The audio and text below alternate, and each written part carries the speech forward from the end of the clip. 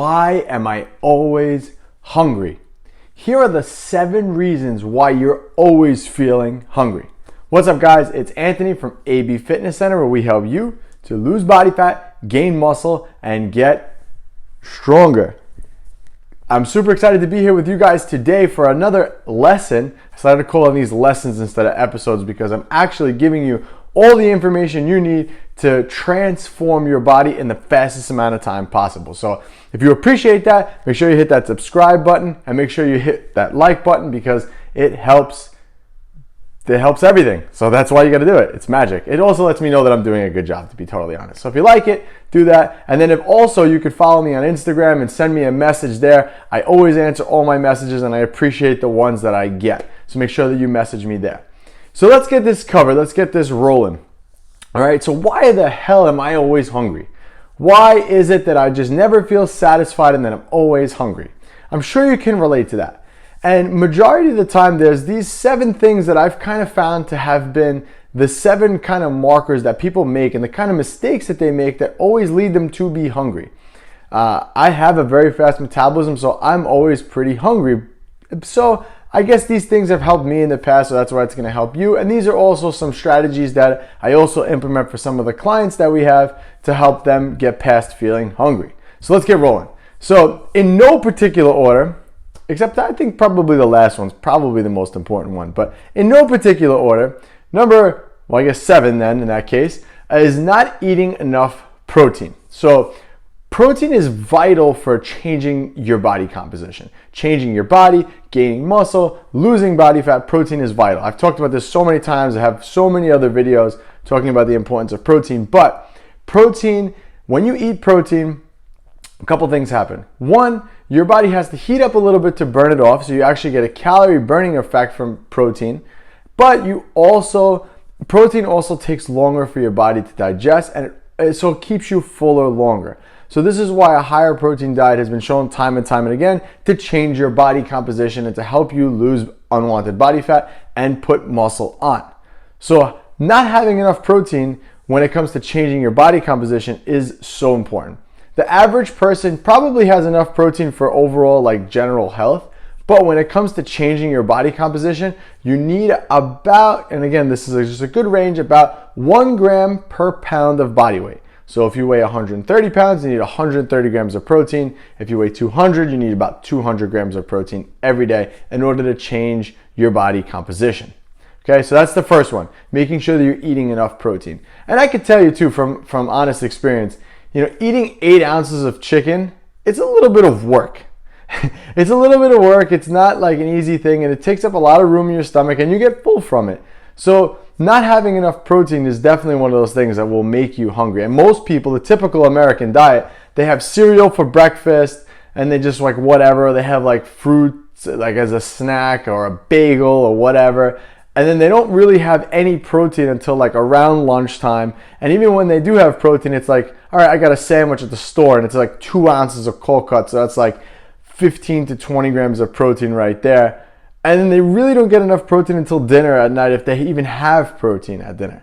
So that just goes to show you right there that if you need to get 1 gram per pound of body weight to change the way your body looks, you need to make sure that you're eating more throughout the day. So just think about that. 8 ounces of protein is a lot. 8 ounces of chicken is a lot of protein in one meal, but it will keep you fuller eating it. So give that a try. So number 6, eating too low in fiber. So fiber is very important for keeping first of all, for overall health, fiber is very important. It kind of cleans you out. It helps you stay regulated and helps to keep your insides nice and squeaky clean. So that's why it's important to get fiber in. But fiber also helps to slow down the digestion of anything that you eat. So when you have a higher fiber meal, it's going to take a little longer to help clean out. So and take a little longer for that meal to digest. So usually when you eat something, it's almost I forget what those things are called, but you use it to clean for when you have kids. Use it to clean the bottle, right? It's got a little brush on the end of it. It's like a stick, and you push it down and you clean it. But it's almost like you have that brush and you kind of go down through your intestines. That's kind of what fiber does, and it kind of pushes everything out and kind of cleans everything as it goes out. So this is why fiber is so important. It's just, like I said, overall good for your health, but also important because it does keep you fuller longer. So that was number 6. Number 5, your calories are just way too low. Most people say, okay, I want to burn body fat. So they just drop their calories right down to 800 calories a day, 1,000 or less typically, and that's it. They just expect to lose body fat, and they do typically. Like the first couple of days, they'll lose a little bit of weight, but then they'll just hit that wall, and they won't lose anything else. So when you drop your calories too low like that, a couple things happen. You end up risking losing muscle mass. So that's bad, obviously, if you want to change the way your body looks. If you lose muscle mass, you're going to have less muscle in your frame, and you're going to actually look like flabbier. And if you ever looked at someone who lost a bunch of weight just without exercising and just kind of like lost it quickly, like on a fad diet, their skin and their body just kind of like hangs a little. Like it doesn't look like nice and tight and toned. It just kind of looks like blah, like jello. It's kind of like their body looks. So that's typically what happens when the calories are too low. Your body just gives up everything. It just says, okay, we're in kind of like starvation mode here. We got to just bury down the hatches, buckle down. So remember, fat cells store calories, muscle cells burn calories. So that means that this is expensive for your body. Your body doesn't kind of want this. It wants kind of this, because this doesn't require much to do. This is, like I said, it's a storage device. So when you're into that like kind of mode where your calories are so low, your body says, all right, well, this is expensive and there's no real reason to keep this, and it kind of chucks it. So that's essentially what happens when your calories are too low. And then typically what happens when your calories are too low, you obviously get hungry, you end up binging, and then you're in what I call the diet cycle. And that was another video that I made. I could link that somewhere over here. But you kind of go into that diet cycle where it's like, you restrict yourself, then you binge, you eat too much, you gain more fat, you feel bad, you diet again, but you diet so severely. It's just a vicious cycle that we don't want to make. So you want to make sure that your calories are good enough. I would typically, again, every person's a little different, but if you're looking to start, probably around body weight times 10 would give you about 10 to 12. Again, it depends. Every person's different, but it'll give you about a good range to start with calorie-wise. All right, number 4. Not sleeping enough. Covered this in another video too. So when you don't sleep enough, a hormone gets released called ghrelin. Ghrelin is responsible for appetite. So studies have shown time and time and again that when you're sleep deprived, ghrelin levels are higher, and leptin levels, which are a key fat burning hormone that make you feel full, sink. So that goes to show you that sleeping is very, very important. Actually, there was something that I read the other day about high-level athletes sleeping 8 to 10 hours every day. I think it was like LeBron James sleeps 10 hours every day. I forgot the other people that they mentioned in there, but it was actually pretty interesting to go how important sleep is for recovery, performance, everything. I mean, your brain needs to rest and relax and kind of reset, and that's when your body actually makes all these necessary changes during sleep. So if you sleep less, it goes to show you that you're going to be a little more cranky, all right? You're going to be a little more irritable, and then you're going to be more likely to be a little bit more hungrier, and then in that case, you're just going to raid the cabinet, right? So that's number 4, 5, 4. 5? I don't know. What is that? So we said not eating enough protein, not eating enough fiber, calories too low. So that was number 4, sorry. So, because I'm going backwards. Whatever. Anyway, whatever. So the next one is skipping meals. This is huge. So many people they just skip meals, and then they end up getting so hungry that they just get ravenous by the end of the day because they barely ate anything, and then they eat everything. So typically what I've seen from my experience over time, people get up in the morning, they just have coffee and something small, like I said, like a little fruit or like a bagel or something like tiny, right? So they have that, and then they kind of have like a little lunch and they kind of skip everything else, and they come home and they're wondering why they're starving. Well, it's because you skipped meals. Again, if you would have had protein earlier in the day, if you would have had a good meal with protein earlier, you would have been a little bit fuller from digesting that protein earlier in the day. So you have to make sure that you don't skip meals, especially when you're trying to change the way your body looks. Because when you skip meals, more than likely you're going to be more ravenous, and then you're going to go into the cabinet and eat something that's not on par with what you need to get your results. So make sure that you don't skip meals. I would recommend anywhere between 3 to 5 meals a day. Again, it just depends on every person listening to this, but that's like a good enough range where you're still altering your body composition and saving off hunger. So 3 to 5 meals essentially is probably ideal. I would probably say 3 meals and like 2 snacks kind of like works out to be the best, give or take. Again, every person's different, but it doesn't really matter as long as you focus on the calories in versus calories out. But that's another episode.